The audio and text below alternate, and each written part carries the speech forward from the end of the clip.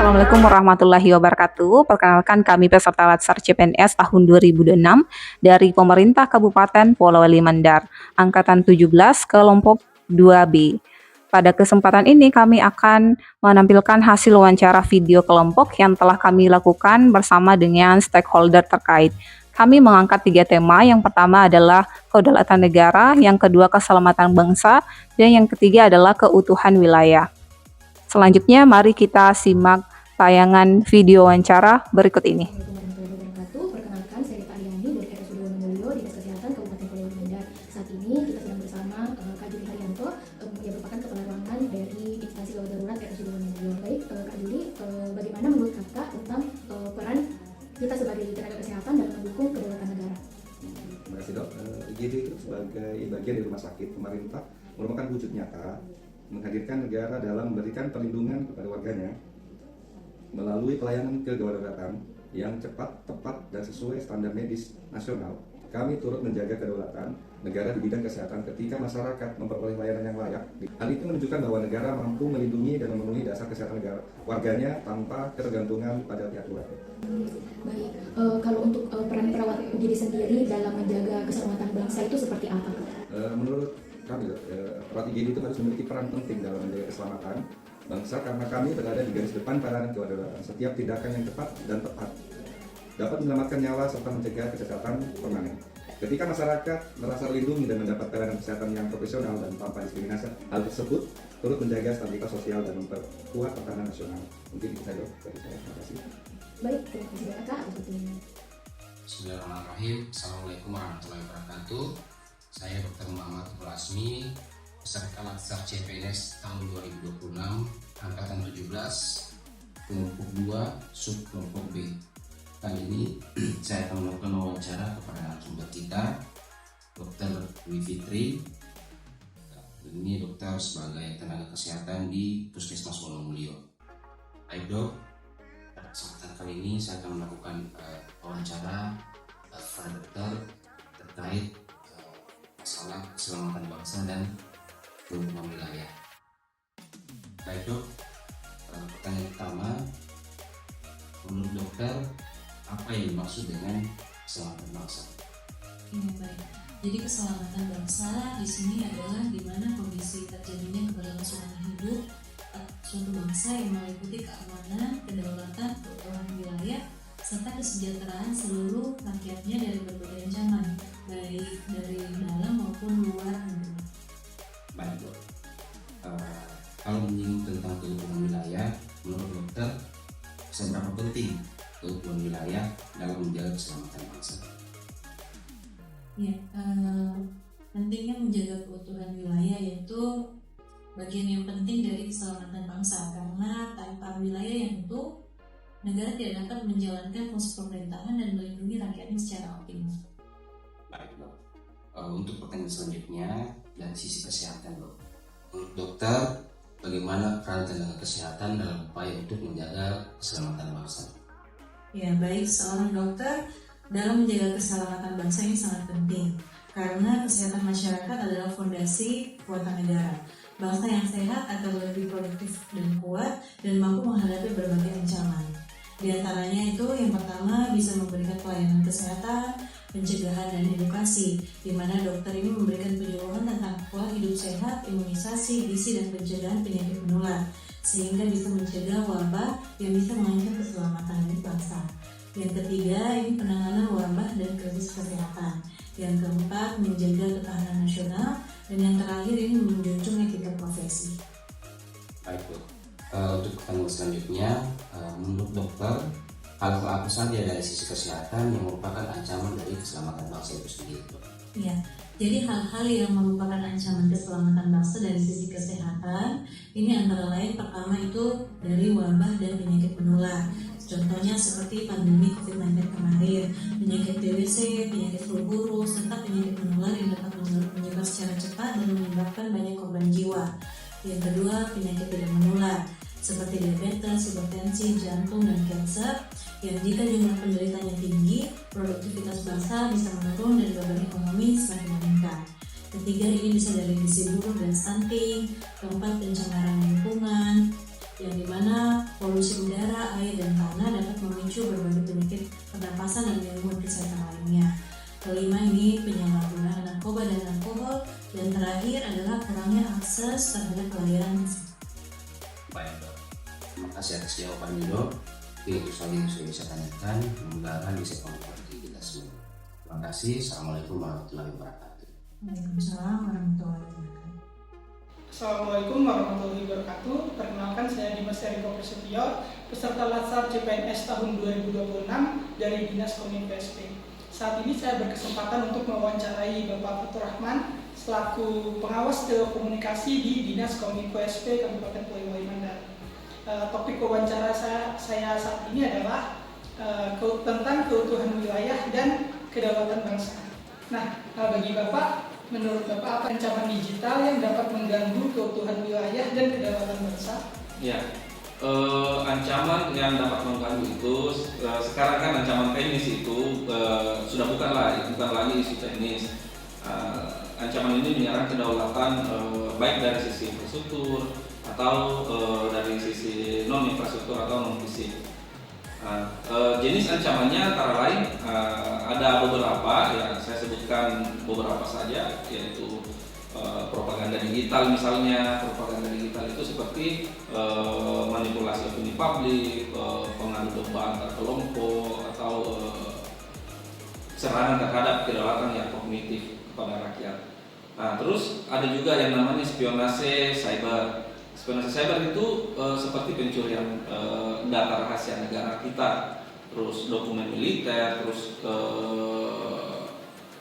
kekayaan intelektual strategis yang dilakukan oleh negara asing atau kelompok-kelompok peretas yang posisi menawarkan tawar-menawar untuk keamanan nasional.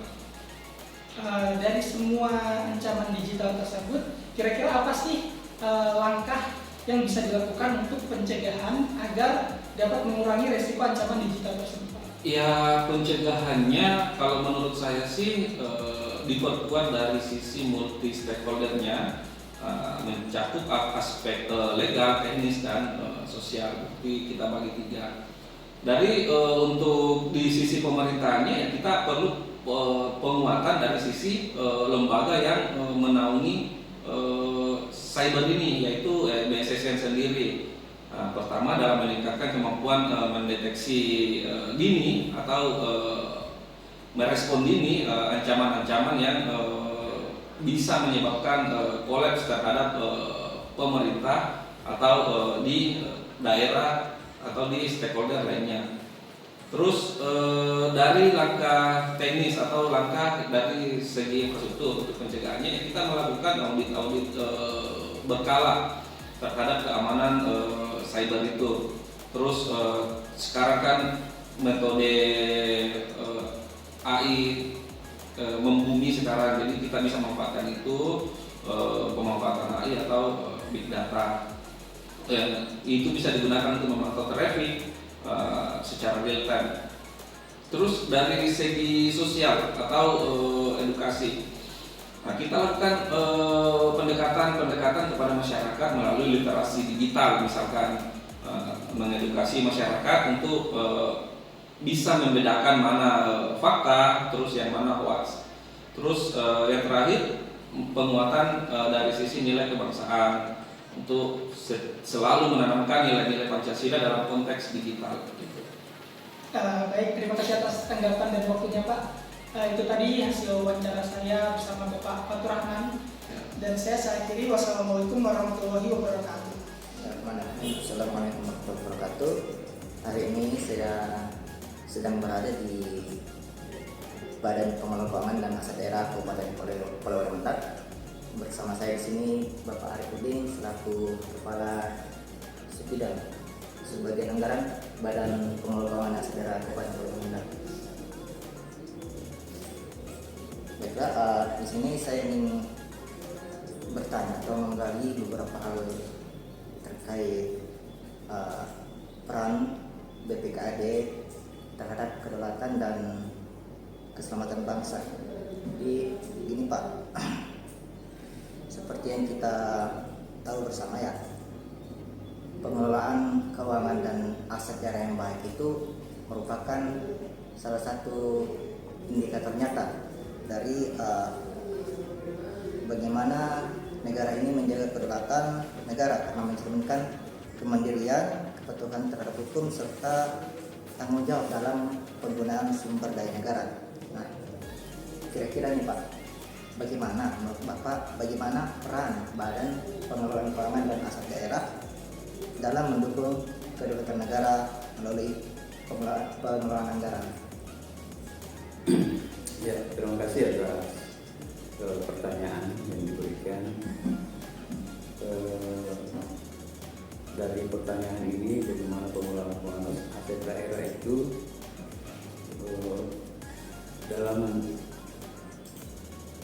dalam mendukung kedaulatan negara melalui pengelolaan anggaran. Di sini Badan Pengelolaan Keuangan Daerah, pengelolaan keuangan dan aset daerah adalah jantung dari eksekusi kebijakan di tingkat kota. Badan Pengelola Keuangan dan Aset Daerah ini memiliki peran sebagai penjaga tata kelola keuangan daerah yang profesional dan bertanggung jawab melalui pengelolaan anggaran yang transparan, patuh terhadap aturan perundang-undangan yang berlaku dan berorientasi pada kepentingan publik. Cara-cara yang dilakukan itu adalah pertama itu mengoptimalkan pendapatan daerah dengan cara meningkatkan pengelolaan hasil pajak, retribusi dan sumber daya lainnya. Yang kedua itu mengelola anggaran dengan transparan dan akuntabel, memastikan bahwa pengelolaan anggaran itu dilakukan dengan transparan, akuntabel dan sesuai dengan aturan perundang-undangan yang berlaku. Yang ketiga itu mengawasi penggunaan anggaran dan pengendalian penggunaan anggaran untuk mencegah penyalahgunaan dan korupsi. Selanjutnya pengelolaan aset daerah secara efektif dan efisien untuk meningkatkan nilai ekonomi dan mendukung pembangunan yang ada di daerah. Jadi BPKAD di sini adalah penjaga gawang keuangan di daerah. Jika dompet daerah sehat, asetnya terjaga, maka tubuh negara secara keseluruhan menjadi kuat dan sulit diintervensi oleh pihak manapun. Itu mungkin yang bisa saya berikan penjelasannya. Ya, menarik. Jadi dalam menjaga kedaulatan negara bisa diibaratkan kalau BPKAD ini adalah penjaga gawang. Iya. Jadi kalau kita geser lagi Pak, bagaimana sih karena sektor kita ini pengelolaan anggaran yang tepat itu dan juga bertanggung jawab itu berpengaruh juga kepada keselamatan bangsa kita, karena tentunya berkaitan langsung dengan penyediaan layanan publik, kesejahteraan masyarakat dan stabilitas sosial di daerah. Nah, mengapa nih Pak? Mengapa peran dari BPKAD penting bagi keselamatan bangsa seperti dengan pengelolaan anggarannya? Oh ya, peran Badan Pengelola Keuangan Daerah dan Aset Daerah ini memang sangat penting bagi keselamatan bangsa.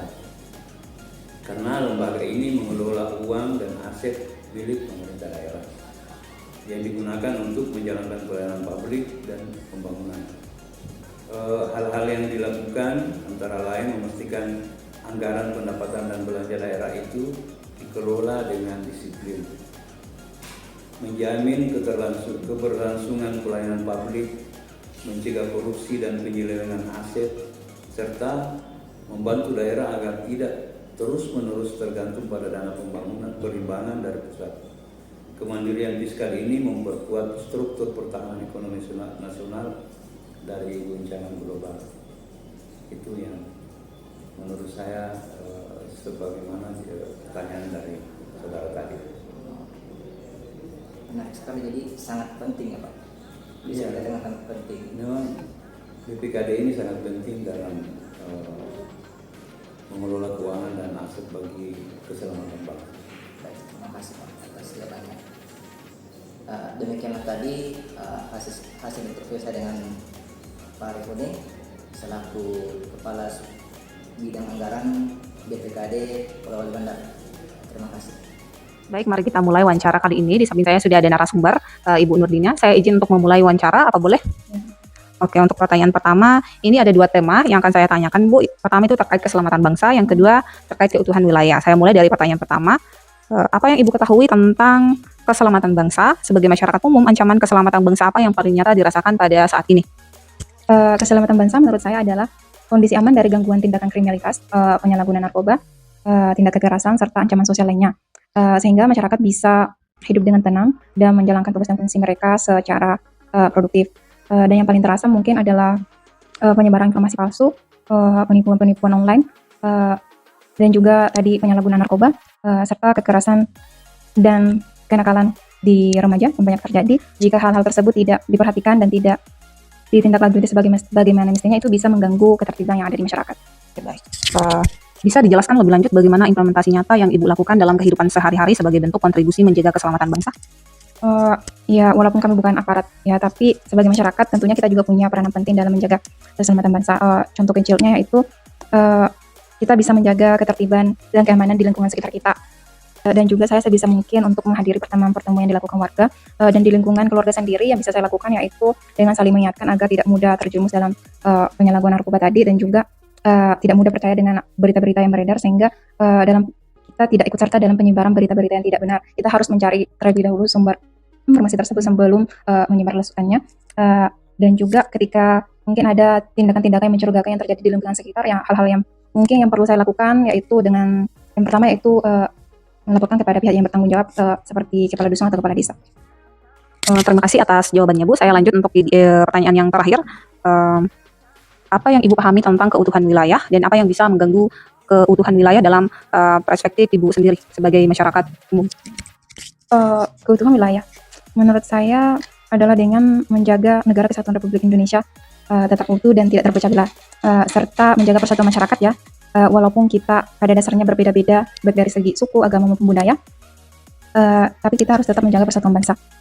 Dan kemudian isu-isu seperti isu SARA, intoleransi, dan tindakan upaya memecah belah bangsa itu menurut saya hal yang paling bisa merusak persatuan bangsa. Bagaimana implementasi nyata yang Ibu lakukan sebagai masyarakat umum dalam menjaga keutuhan wilayah? Dalam kehidupan sehari-hari yang bisa saya lakukannya adalah dengan menjaga hubungan baik antar sesama warga, tanpa membeda-bedakan dan melihat latar belakang mereka, dan juga ikut serta dalam kegiatan sosial, dan juga memberikan pelajaran kepada anak-anak di lingkungan sekitar untuk menghargai perbedaan yang ada, serta turut serta dalam upaya-upaya mempererat persaudaraan dan tali persatuan yang ada di masyarakat. Saya kira seperti itu. Oke, baik, terima kasih atas jawabannya, Bu. Sebelumnya saya ingin mengucapkan terima kasih karena telah menyediakan waktunya untuk saya wawancarai. Saya kira itulah tadi tanggapan dari Bu Nurdina terkait tema keselamatan bangsa dan keutuhan wilayah.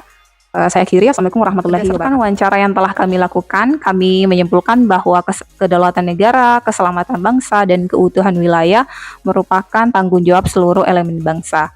Kami sebagai CPNS berkomitmen untuk melaksanakan tugas dengan integritas dan penuh tanggung jawab demi menjaga persatuan dan keutuhan wilayah negara kesatuan Republik Indonesia.